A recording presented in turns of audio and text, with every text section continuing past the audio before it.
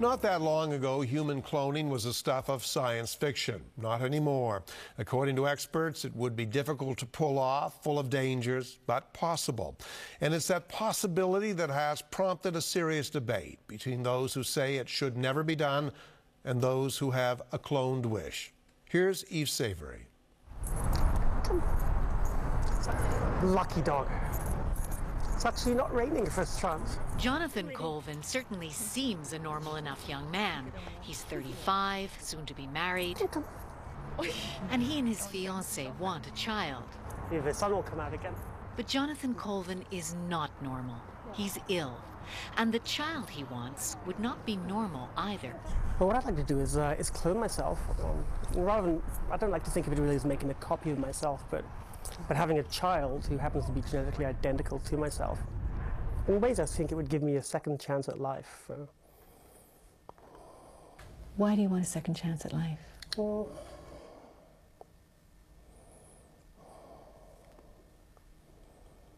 I think everyone wants a second chance at life in some ways. In a way, I wouldn't describe it as an immortality, but in a way, it's a chance to continue.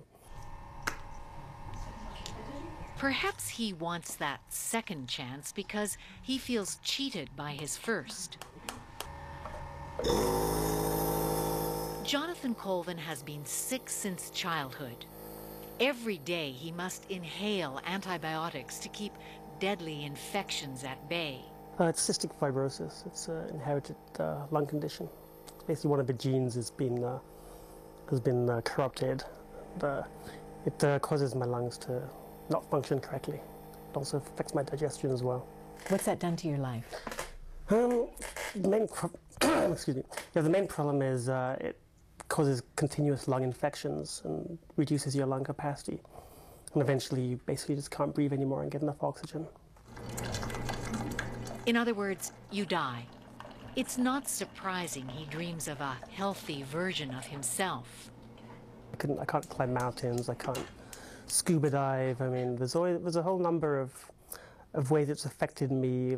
I'm limited in the work I can do. I can't do physical labor. It's certainly affected my life from when I was a young kid.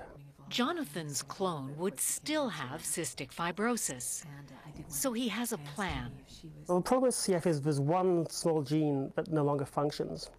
And it's not possible in the test tube to fix cystic fibrosis. You can take a cell, you can put the malfunctioning gene into it, and you end up with a cell that no longer has the cystic fibrosis mutation. And if you're going to make a clone from that cell, then the clone itself would no longer have the cystic fibrosis mutation.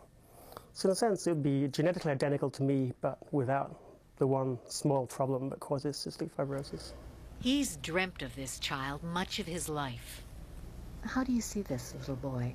I really picture him as myself as a little kid. I have photographs of myself when I was young, and I really just see him as me when I was 3, 4 years old, only maybe healthier, hopefully. Maybe a little bit taller and a little bit chubbier. That healthy child is likely unachievable with today's science. The animal data are very distressing. Judith Hall, a pediatrician and one of Canada's top geneticists, sat on an American scientific panel that reviewed all the data on animal cloning. They suggest that there are all kinds of abnormalities, not structural, not missing a hand, but rather abnormalities in terms of growth, undergrowth, overgrowth, in terms of survival, and in terms of behavior.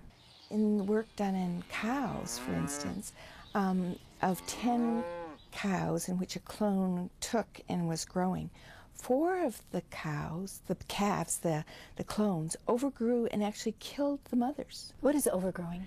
It's where it's growing too big for its size, and so basically the uterus grew, the cow grew so big that it compressed the mother's internal organs and killed her. I don't think this is safe at this time. I think we need more research in animals to have an understanding of, can we make it safe? Or maybe it just is something that can't be safe. Safety is really a red herring. I mean, people do like to go on about the safety, but I have a feeling that even if it were proved to be perfectly safe, we'd still have a lot of people who wouldn't want cloning to be available. In that, Jonathan is right.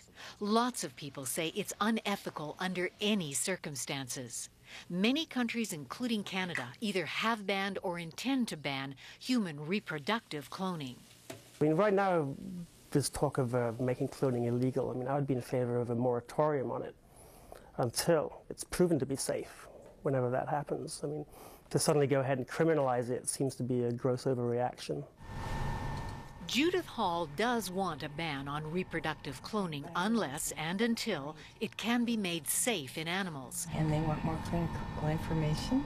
But she doesn't think it's unethical on principle. She's a scientist who sees value in scientific inquiry.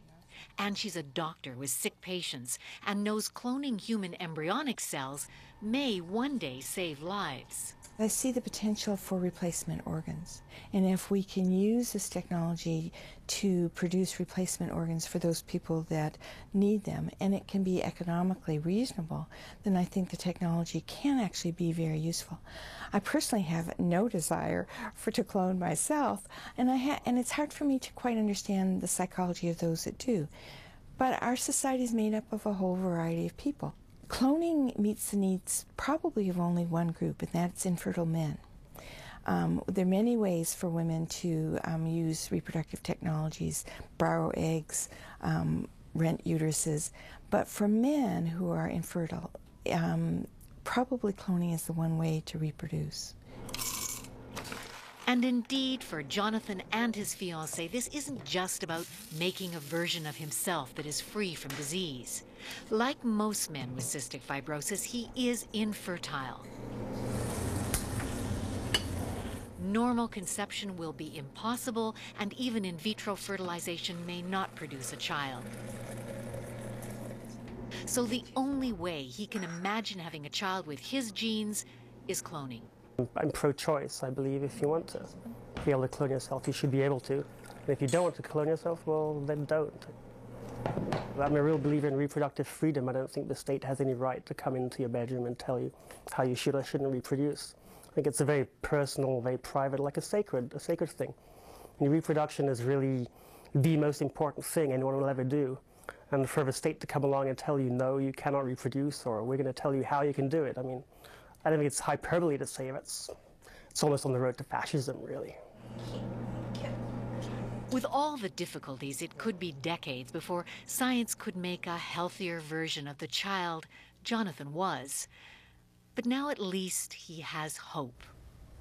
What would be your hopes for him?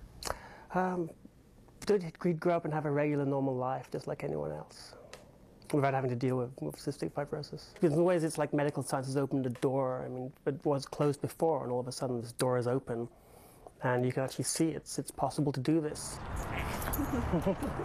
But even if politics and the law don't close that door, his time may be too short. Good.